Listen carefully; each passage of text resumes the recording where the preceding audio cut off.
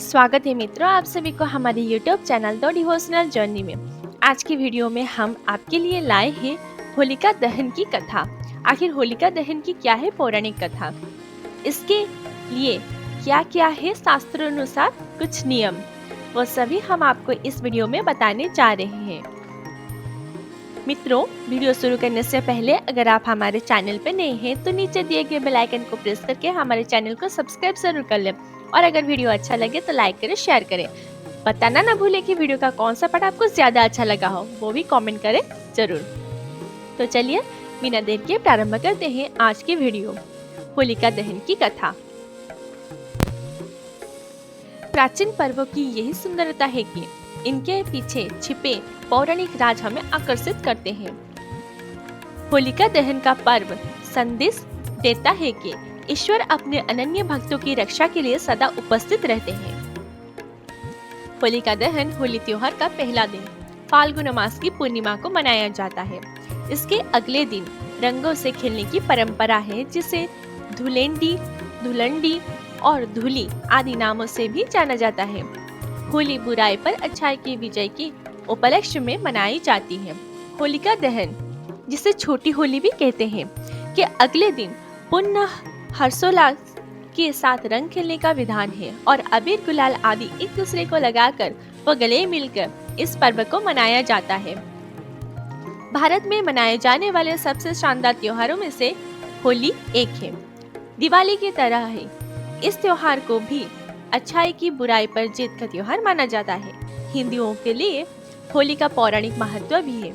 इस त्योहार को लेकर सबसे प्रचलित है प्रहलाद, होलिका और हिरण्यकश्यप की कहानी। लेकिन होली के केवल यही नहीं बल्कि और भी कई कहानियां प्रचलित हैं। वैष्णव परंपरा में होली को होलिका प्रहलाद की कहानी का प्रतीकात्मक सूत्र माना जाता है। होलिका दहन का शास्त्रों के अनुसार कुछ नियम भी है। चलिए उन नियमों को जानते हैं। पहले, फाल्गुन शुक्ल अष्टमी से फाल्गुन पूर्णिमा तक होलाष्टक माना जाता है, जिसमें शुभ कार्य वर्जित रहते हैं। पूर्णिमा के दिन होलिका दहन किया जाता है। इसके लिए मुख्यतः दो नियम ध्यान में रखने चाहिए। पहला नियम ये कहता है कि उस दिन भद्रा ना हो। भद्रा का दूसरा नाम विष्टिकरण भी कहते हैं, जो कि 11 करणों में से एक है। एक करण तिथि के आधे भाग के बराबर होता है। दूसरी बात यह है कि पूर्णिमा प्रदोषकाल व्यापिनी होनी चाहिए। सरल शब्दों में कहे तो उस दिन सूर्यास्त के बाद के 3 मुहूर्तों में पूर्णिमा तिथि होनी चाहिए। अब चलिए जानते हैं होलिका दहन की पौराणिक कथाएं क्या हैं।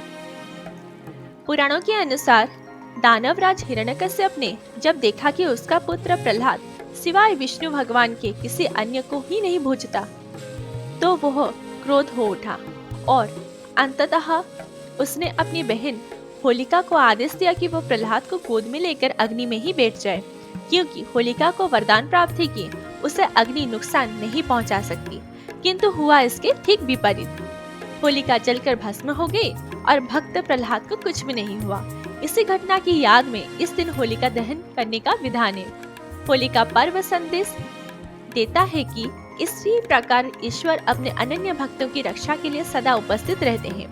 होली की केवल यही नहीं बल्कि और भी कई कहानियां हैं, जिसमें हम अभी बताने जा रहे हैं। कामदेव को भस्म किया गया था, तो चलिए आखिर कामदेव को किसने भस्म किया और क्यों किया, आज इसी कहानी के माध्यम से जानते हैं। होली की एक कहानी कामदेव की है।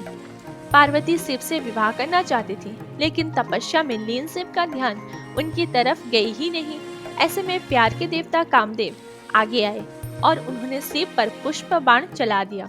तपस्या भंग होने से शिव को इतना गुस्सा आया कि उन्होंने अपनी तीसरी आंख खोल दी और उनके क्रोध की अग्नि में कामदेव भस्म हो गए। कामदेव के भस्म हो जाने पर उनकी पत्नी रति रोने लगी और शिव से कामदेव को जीवित करने की गुहार लगाई।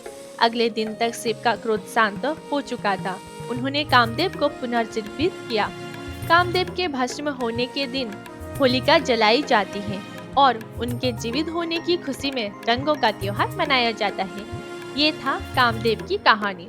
अब चलिए जानते हैं आखिर होलिका दहन कैसे जुड़ी है महाभारत से। जी हाँ, आपने सही सुना।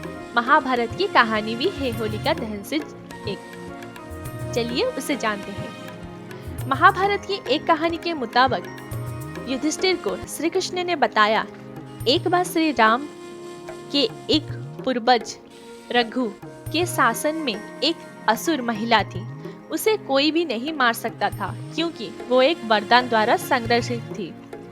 उसे गले में खेल रहे बच्चे के अलावा किसी से भी डर नहीं था।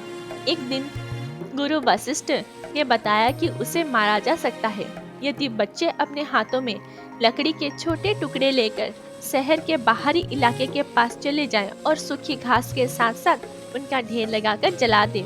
फिर उसके चारों ओर परिक्रमा दें, नृत्य करें, ताली बजाएं, गाना गाएं और नगाड़े बजाएं। फिर ऐसा ही किया गया।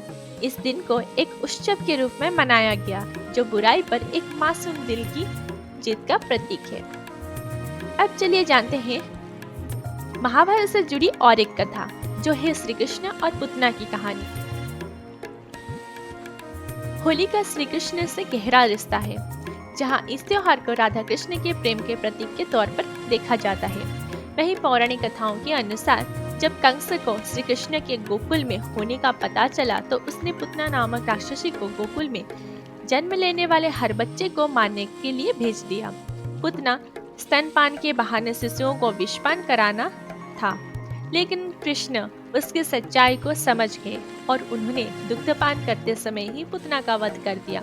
कहा जाता है कि तभी से होली पर्व मनाने की मान्यता शुरू हो गई। अब चलिए जानते हैं होलिका दहन का इतिहास क्या है।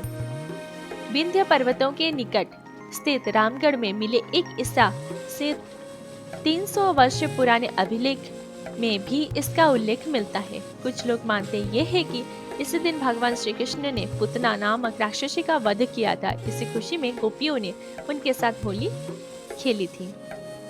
मित्रों, आज के लिए बस इतना ही।